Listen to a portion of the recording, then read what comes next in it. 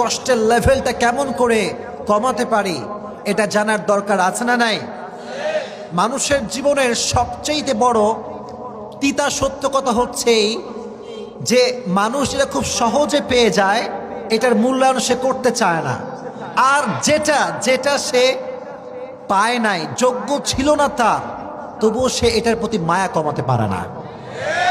এটা মানুষের জীবনের সবচেয়ে বড় তিতা সত্য কথা। কলিজার টুকরা যুবক আমার বোনেরা, জীবনে যদি না পাওয়ার কষ্টকে হালকা করতে চান, একটা বাক্য অলওয়েজ মাথায় রাখবেন, अगर जिंदगी में सब कुछ मिल जाए तो तमन्ना किस बात की करूंगा मैं। জীবনে যদি সব কিছুই পেয়ে যাই তাহলে আশা বলতে তো কিছু থাকবে না। জীবনে বাঁচতে হলে একটা আশার দরকার আছে না নাই? জীবনে থাকার জন্য, বেঁচে থাকার জন্য প্রত্যেকটা ধাপে ধাপে রবের উপরে একটা ভরসার দরকার আছে না নাই? আজ থেকে জীবনের সমস্ত না পাওয়া জিনিসগুলোকে আল্লাহর উপরে ভরসা করে ছেড়ে দিবেন। আল্লাহকে বলবেন, আল্লাহ আমার জীবনে যা আমি পেয়েছি তুমি সব দিয়েছো, আর যা পাইনি তাও তো না দেওয়ার মালিক একজন, তিনি কে? এই পৃথিবীতে হাজারো মানুষের আপন মানুষ হারিয়ে গিয়েছে, হাজারো মানুষের প্রিয় মানুষ হারিয়ে গিয়েছে, প্রিয় জিনিস হারিয়ে গিয়েছে, আর ইতিহাসের এই সব মানুষগুলো একটা বাক্য বলেই নিজেকে প্রশান্ত রেখেছে। বাক্যটার নাম হচ্ছে আল্লাহ ভরসা। সুবহানাল্লাহ পড়ে। আচ্ছা বলেন, সব বিষয়ে একটা বাক্য বলবো, আল্লাহ ভরসা। বলেন না আল্লাহ ভরসা।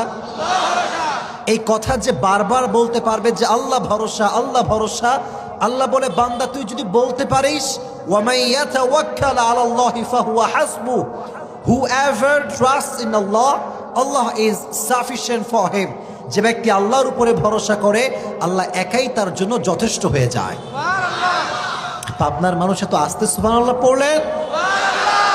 এই জন্য আজ থেকে জীবনে না পাওয়া জিনিসটি কোনো টেনশন নাই, কোনো হতাশা নাই, কোনো অভিযোগ নাই, কোনো ছেঁকা খেয়ে বেকা হওয়া যাবে না। ঠিক কিনা বলে? মিজানুর রহমান azhari বলেছিল যে আধারে ভয় পেও না, আলো আছে আড়ালে, অন্ধকার পালিয়ে যাবে তুমি উঠে দাঁড়ালে। ভয় পাওয়া যাবে না, ভরসা করতে হবে একজনকে, তিনি কে? তাহলে ফার্স্ট ইনস্ট্রাকশন হচ্ছে জীবনের সব না পাওয়াগুলোকে একজনের উপরে ভরসা করে ছেড়ে দিব, তিনি কে? Number 1 instruction. নাম্বার 2, জীবনে না পাওয়ার কষ্ট যদি ভুলতে চান তবে দোয়া করতে ভুলবেন না। সুবহানাল্লাহ। হাদিসে এসেছে আত-তাকদীরু লা ইয়ারুদ, এই যে ভাগ্যটা আছে না, এই ভাগ্যের কোনো পরিবর্তন নাই, ইল্লা দোয়া। তবে দোয়া এমন একটা হাতিয়ার যে দোয়ার মাধ্যমে মানুষ তার ভাগ্যকেও পরিবর্তন করতে পারে। সুবহানাল্লাহ। This is the power of সাপ্লিকেশন। এটা হচ্ছে দোয়া, দোয়ার পাওয়ার এইটা। আর জীবনের সমস্ত না পাওয়া জিনিসগুলোকে যুবক ভাইরা কখনো নিজের শক্তি দিয়ে দেখবা না, রবের শক্তি দিয়ে দেখবা। দেখবা তোমার জীবনের সমস্ত অসম্ভব স্বপ্নগুলো সম্ভব হয়ে যাবে, কারণ সব ক্ষমতার মালিক তো একজন, তিনি কে? আল্লাহ যেন আমাদের সকলের দোয়াকে কবুল করুন। পড়না আমিন। না পাওয়া জিনিসগুলো দোয়া কেমন করে করবেন দেখেন।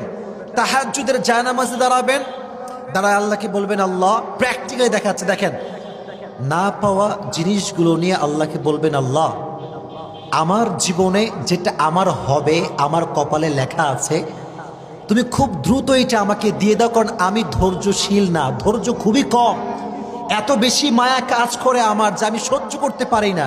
যদি কপালে থাকে খুব দ্রুত দিয়ে দাও, আর যদি আমার কপালে না থাকে এটার প্রতি আমার যে মায়া, যে এক্সপেকটেশন, যে আশা, এটা তুমি দূর করে দাও, তাহলে আপনি পাইলেও লস নাই, না পাইলেও লস নাই। সুবহানাল্লাহ পড়ে।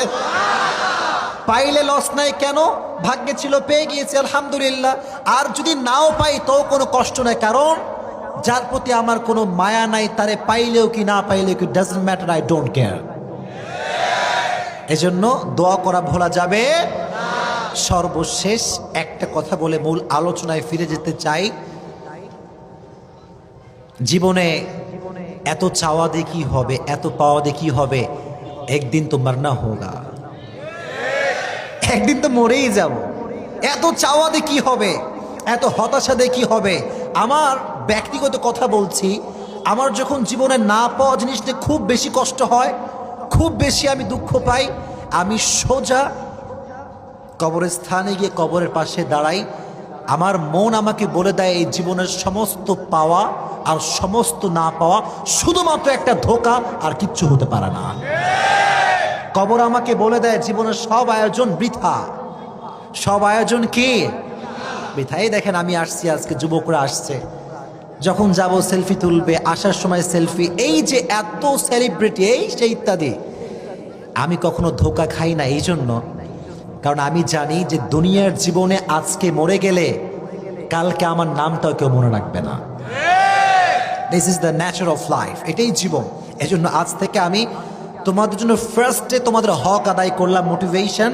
জীবনে যত কিছুই পাও আর না পাও, কোনোদিনও কোনো কিছু নিয়ে মন ছোট করবা না।